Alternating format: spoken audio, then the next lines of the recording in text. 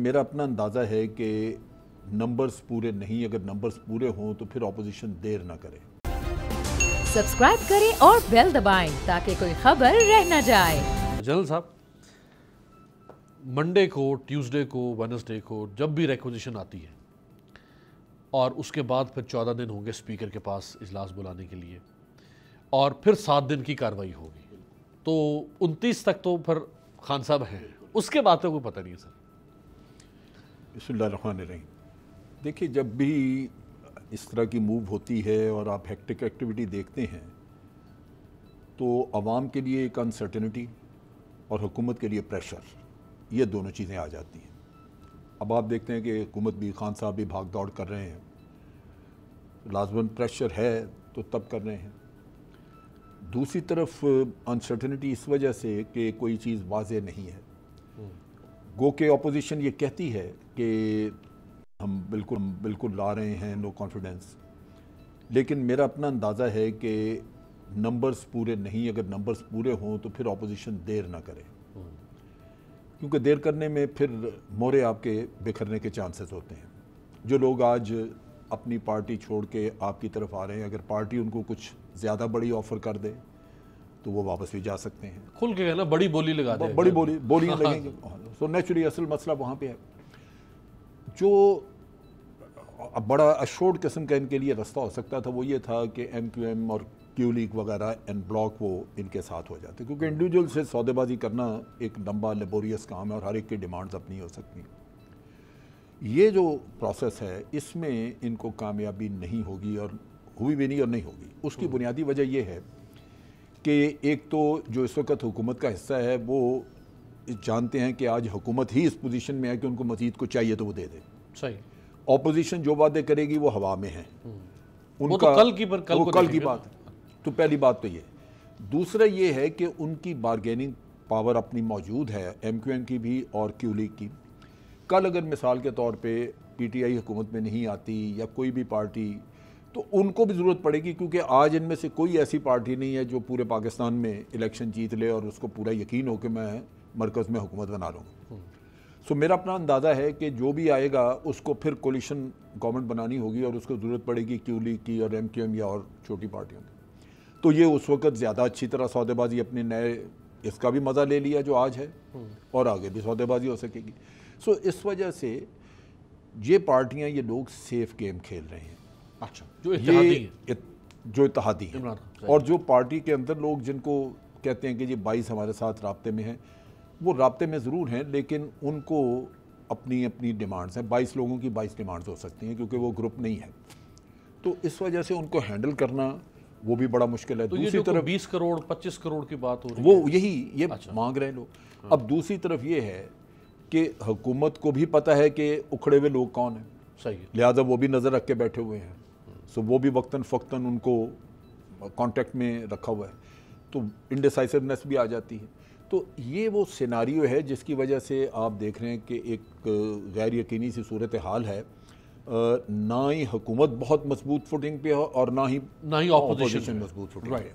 शाह साहब, 2 लोग थे जिनको ऑपोजिशन इस्तेमाल कर सकती थी इमरान खान साहब के खिलाफ वोट ऑफ नो कॉन्फिडेंस में। एक इमरान खान साहब के इत्तेहादी, जिन्होंने वाज़े तौर पे, यानी PMLQ की हद तक तो वाज़े तौर पे तकरीबन हो चुका है कैंडिडेटली कि भाई हम अभी तक खान साहब के साथ हैं। दूसरे इमरान खान साहब के अपने लोग हैं। अब उनके अपने लोग अगर 20-25 तोड़े जाएं, तो आपको लगता है कि इस मुल्क की सियासत इतनी कोई नेक सियासत है कि ये 20-25 लोग नफली इबादत समझ के फिर ये इमरान खान को छोड़ के और नून लीग, मौलाना साहब और पीपल्स पार्टी के साथ चले जाएंगे? अच्छा मीर अब्बास साहब, गुजारिश ये है कि जहाँ तक GDA का ताल्लुक है, ये तो हमारी इतला के मुताबिक एज वी स्पीक जी, वो तो इमरान खान के साथ। सही। जहाँ तक मुस्लिम लीग काफ का ताल्लुक है, देखिए चीज़ें साबित हो गई कि चौधरी परवेज़ इलाही को ना इमरान खान वज़ीर आला देखना चाहते हैं, ना नवाज शरीफ देखना चाहते हैं। आप पता नहीं चौधरी ने आगे क्या डिमांड कर दी है, खाली वजारत आला मांगी है कि या मोनस इलाही के लिए कोई डेप्यूटी प्राइम मिनिस्टरशिप मांगी है। एक बात ये हो गई। अच्छा, अब जितनी इयादतें चौधरी शुजात की हुई 7 साल में नहीं हुई, बीमार तो वो 7-8 साल से। सही बात है। अब तो व्लादिमीर पुतिन ही रह गए आने वाले और इयादत करने वाले। सही बात। अच्छा, दूसरी गुजारिश ये है कि 20-25 करोड़ की आप बात कर रहे हैं, जो टाइम गुजर रहा है ये मामला कोई सेनेट के टिकट के बराबर चला गया है, 30 से 50 करोड़ तक। अच्छा, फी आदमी। सो मंडी लगी हुई है, 4 से 5 अरब रुपया का बिजनेस हो सकता है। नहीं इतना अच्छा, तो सर इतना तो तब होगा ना अगर 10 लोग तोड़े जाएं, फिर ये होगा। अगर 10 से ज्यादा तोड़ेंगे तो फिर तो ऊपर और गेम चली जाएगी। नहीं, 10 से ज्यादा नहीं है ये तादाद, 10 से कम ही है जो दोनों साइडों को चाहिए ना। मियां नवाज शरीफ दिल से ये चाहते हैं कि काफिले की जरूरत पड़े, ना इमरान खान चाहते हैं, लेकिन दोनों टाइम गेन कर रहे हैं, दोनों की मजबूरी है, इयादत करनी है। तो फिर इतना हातम तई कौन होगा शाह साहब, इतना हातम तई कौन होगा जो ये 5-7 अरब रुपए की चैरिटी कर देगा इनके लिए? देखें जी, इस मुल्क में लोग हैं, बांट के भी हो सकती है, 2-3 लोग भी हो सकते हैं। मुमकिन है वो कोई एक आध साहब ऐसे हों जो हर सियासी जमात को चंदा देते हों, इसीलिए पीटीआई भी नाम नहीं लेना चाह रही अभी तक। सही, ठीक है, आप समझ रहे हैं। सही तो ये तो इतनी बड़ी रकम नहीं है। यहाँ ये जो माफियाज और कार्टल्स होते हैं मुख्तलिफ किस्म के मुख्तलिफ सेक्टर्स में, ये पैसे खर्च लेते हैं। कमा भी अब आज लाहौर पहुंच जाएंगे बिलावल। अब देखना ये है कि मुस्लिम लीग नून इनके साथ, ये उनका गढ़ है, क्या लॉन्ग मार्च में शिरकत करते हैं कि नहीं, इसकी भी कोशिशें हो रही हैं।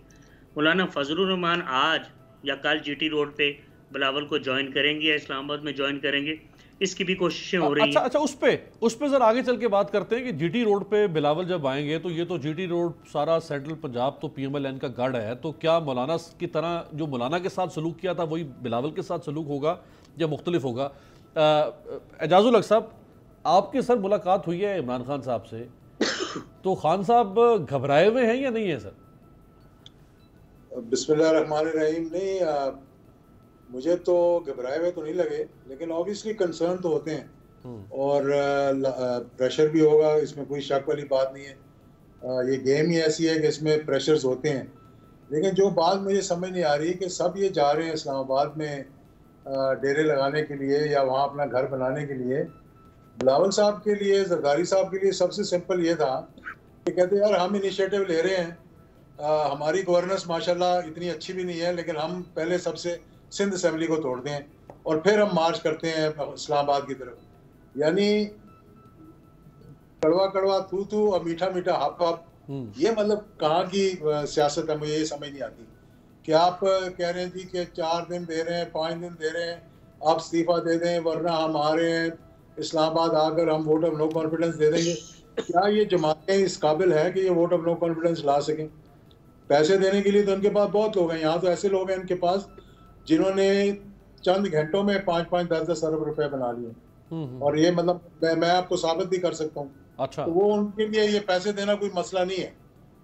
बात ये है कि हम मुल्क को कहाँ लेकर जा रहे हैं। ये मैं आज पहली दफा नहीं देख रहा ये सारा तमाशा। ये हम इस खेल में खुद खेलते भी रहे और खिलाते भी रहे। 90 से लेके आज यानी कि 33-34 साल तो प्रैक्टिकल सियासत में देख लिया, और हर दफा देख लिया कि हुकूमतें कैसे गिरती हैं और कैसे जाती हैं। हमारे अंदर ना तो सब्र है, ना हमारे अंदर कोई ऐसा जज्बा है कि जिसमें हम कहें कि मुल्क के क्या हालात जा रहे हैं। एक मुझे स्पीच बता दें बिलावल भुट्टो जरदारी की या शहबाज शरीफ की या मरीम नवाज की, जो कि ये कहकर आगे बढ़े कि यार पाकिस्तान की मईशत के ये प्रॉब्लम है, इनका ये सोल्यूशन है। वो मंजन तो बिकता ही नहीं है ना इस मुल्क में, यही तो अलमिया है ना। आपने उसको गाली देनी है, चोर कहना है, सिलेक्टेड कहना है, इन्होंने उनको कहना है, यही मंजन बिकता है। तो यही मंजन बिकता है। तो फिर ये अगर ये मंजन बिकता है तो आप देख लें कि रिप्लेसमेंट किसको लेकर आ रहे हैं। ये आपने अगर चूचू का मुरब्बा बनाना है, इन सबको वहां बैठा करके वजीर आजम कौन होगा, वजीर आला कौन होगा, सदर कौन होगा, और आगे मुल्क को कैसे चलाना है और इलेक्शंस कैसे करवाने हैं, आपका क्या ख्याल है? मैं तो मतलब अब कहना नहीं चाह रहा, लेकिन मुझे बड़ा अजीब और गरीब समा लग रहा है। मुझे वो माजी में याद आ रही हैं बहुत सी चीज़ें जिनके हम खुद हिस्सा थे, और जब हमने लॉन्ग मार्चें की और कहाँ से खबरें आई और किसने बताया और क्यों हुआ ये। तो बात यह है कि मैं मिला था खान साहब को, कुछ हमारे मतलब भावनगर के मामला थे, कुछ वहाँ पर बाय इलेक्शन होने थे, तो काफी बातचीत हुई है, अच्छी बातचीत हुई है। मुझे कोई ऐसा नहीं लगा नहीं सर, कोई बताए ना, कोई दुख सुख बताए ना आपको, खान साहब ने आपसे कोई दुख सुख किया होगा, यार ये देखें एजाजुल हक क्या कर रहे हैं मेरे साथ, ये कोई ऐसी बात तो की होगी ना? नहीं, कोई ऐसी बात नहीं हुई, बल्कि मैंने कुछ जो मैं समझा सकता था मैंने जरूर उन्हें बताया। और कुछ अच्छी बातें ही बताई होंगी जो मुल्क के बेहतरी के लिए, मुल्क के मफाद के लिए। देखें, दो चीज़ें हैं इसमें। एक बात यह है कि जिस थाली में आप खाते हैं उसमें सुराख करें, मैं समझता हूँ इससे बुरी बात कोई नहीं होगी। और ये हो रहा है, आपको नजर भी आ रहा है। यानी कि फिर जाकर वापस जाकर ये कहना पड़ता है नहीं जी हम तो आपके साथ हैं, हम तो वैसे ही गए थे तमाशा लगाने के लिए।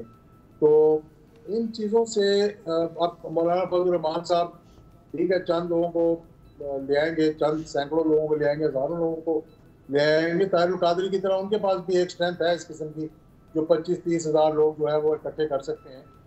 माशाल्लाह, अगर पीछे उनकी पीपल्स पार्टी का पैसा हो या कोई सरमायादार हो जो कि दे सके। मुस्लिम लीग नून तो मैं समझता हूँ कि ना इस लॉन्ग मार्च में शामिल होगी, और अगर शामिल भी होगी तो लोगों को नहीं निकाल सकेगी। नहीं एजाज साहब, इसमें दो देखिए ना, दो लॉन्ग मार्चेस। एक तो बिलावल का लॉन्ग मार्च जो सोलो फ्लाइट है, सिर्फ पीपल्स पार्टी का है, और एक फिर 23 मार्च को पीडीएम का है। तो उसके अंदर तो पीएमएल-एन मौलाना दोनों उसका हिस्सा होंगे। पीपल्स पार्टी, इसका मतलब है कि ये पहले वोट ऑफ नो कॉन्फिडेंस लाएंगे, उसके बाद फिर लॉन्ग मार्च। हाँ, ये अब एक बड़ा दिलचस्प सवाल है। यही जरा नादिया मिर्जा साहिबा, एक लॉन्ग मार्च आपने कर लिया बिलावल का, और उससे ऑपोजिशन का, यानी नैरेटिव तो ऑपोजिशन का ही है, भले लॉन्ग मार्च बिलावल का है, उससे आपने इमरान खान साहब के खिलाफ एक नैरेटिव बना लिया। अब अगर आपने वोट ऑफ नो कॉन्फिडेंस लाना है तो फिर ये सारी जमातें मिलकर अरबों रुपए की एक और एक्टिविटी, दर दर शहर शहर फिरने का फायदा क्या उस लॉन्ग मार्च का पीडीएम के? आप उसी फाइनल ऑप्शन पर आए जो आप लाना चाहते हैं। देखिए, बेसिकली हुआ ये है कि पहले चीज याद होगा कि 23 मार्च की लॉन्ग मार्च की डेट दे दी थी, और उस पर उन्होंने कहा था कि पीपल्स पार्टी भी उनकी सपोर्ट है। या यहाँ पे क्रेडिट लेने की जंग भी तो होती है ना, कि किस पार्टी ने कितना क्रेडिट लेना। पीपल्स पार्टी ने अपना क्रेडिट ज्यादा लेने के लिए, अपने इसको ज्यादा डालने के लिए, अपनी कारकुनों को मोबिलाइज करने के लिए आप कह दीजिए, उन्होंने एक और नई डेट दे दी कि जी आप 23 मार्च की बात कर रहे हैं, हम आपको 27 फरवरी की डेट दे देते हैं अपनी लॉन्ग मार्च की, आप आके हमें सपोर्ट करें। अब यहाँ पर प्रैक्टिकली पीएमएल-एन के लिए भी पॉसिबल नहीं था, JUIF के लिए भी पॉसिबल नहीं था कि किसी ऐसी इनिशिएटिव में अपना आप वेट भी डाल दें जिसका क्रेडिट जो है बाद में पीपल्स पार्टी लेके आगे बढ़ जाएगी। अभी आप देखिए, इसी बात से इत्तेफाक राय नहीं हो रहा। पीपल्स पार्टी कह रही है कि जैसे हम एंटर होते हैं इस्लामाबाद में, उसके बाद हम अदम एतमाद के लिए रेटिफिकेशन देंगे। पीएमएल-एन इससे पहले चाह रही है, JUIF इसके दरमियान चाह रही है। तो सिंपल ये है कि बड़ा इन लोगों में अभी किसी बात पे इत्तेफाक राय नहीं है। ट्रस्ट डेफिसिट बहुत ज्यादा है, एक दूसरे पे एतबार करने को तैयार नहीं है। पोस्ट सिनेरियो से अभी कोई चीजें इनकी सेटलमेंट नहीं हुई है। और बिल्कुल सही आपके जो दीगर पार्टिसिपेंट कह रहे हैं कि अगर इनके पास तो ये कोशिश करते हैं कि PML-2 या इत्तेहादियों की जरूरत के बगैर ही इनको कर दें, बड़ा उससे पैसा भी लगा रहे हैं, लेकिन वो नंबर भी इनके पास अभी पूरे नहीं है। नंबर इनके पास होते हैं तो मैं पहले इतना टाइम उन्होंने लगाना ही नहीं था। अब मेरा क्या ख्याल है, मेरा ख्याल है कि बड़ा एक ओपन सीक्रेट है कि अगर इनके पास नंबर पूरे होते और ये समझते कि हमारे इत्तेहादी के बगैर भी नंबर पूरे हैं तो वो ये बात कर देते।